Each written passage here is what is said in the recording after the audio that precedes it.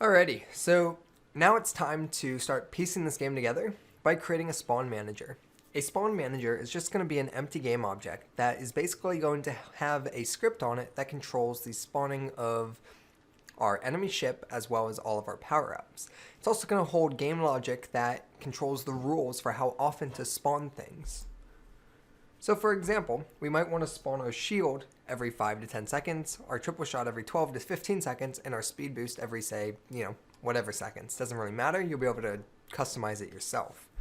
As well as we'll be able to create logic to adjust how difficult the game becomes. For instance, how frequent we spawn our enemy ship in. And we can control that based on certain rules of the game, which we'll get into in later videos. So before we continue, this will be a great time to commit our previous section. So go ahead and go to collab, and let's go ahead and let's go ahead and publish our changes, which was implementing enemy and power-ups. Go ahead and hit publish now, save the scene, and we are ready to go. Alright, so to start, let's go ahead and create a new empty game object. On PC, you can hit Control-Shift-N, or if you're on a Mac, it's going to be Command-Shift-N. And that's going to create an empty game object.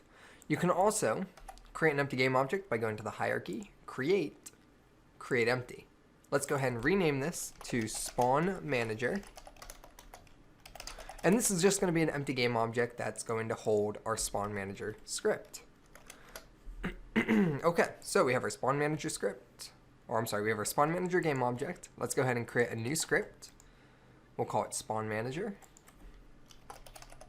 So spawn manager, and attach it to our, sorry guys, let me close this, and attach it to our spawn manager game object.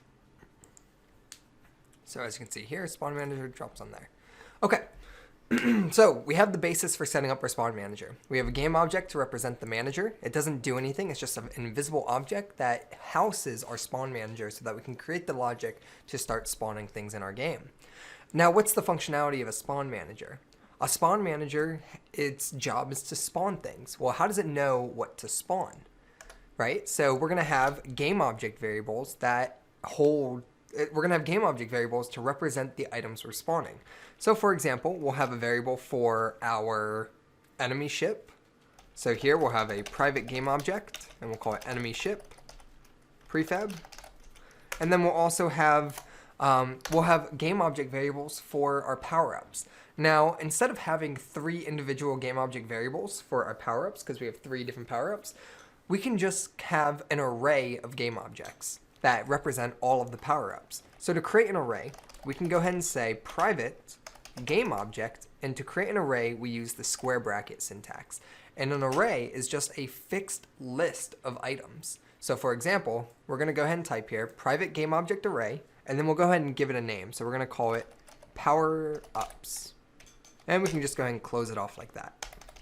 Now, if we go ahead and save this, we're not going to see anything in the inspector. So we need to add our serialized field attribute. Add that to both of them, serialized field, and head on over to the inspector. On our spawn manager, you'll now notice that we have the ability to add an enemy ship prefab, which we'll do from our prefabs folder. So we'll drag the enemy in there. And you'll see we have now a drop down of power-ups, and we can declare a size. This is the size of the array. So how many power-ups do we have in our game? We have 3. So put size 3, and now we can drag and drop those 3 power-ups into these individual slots.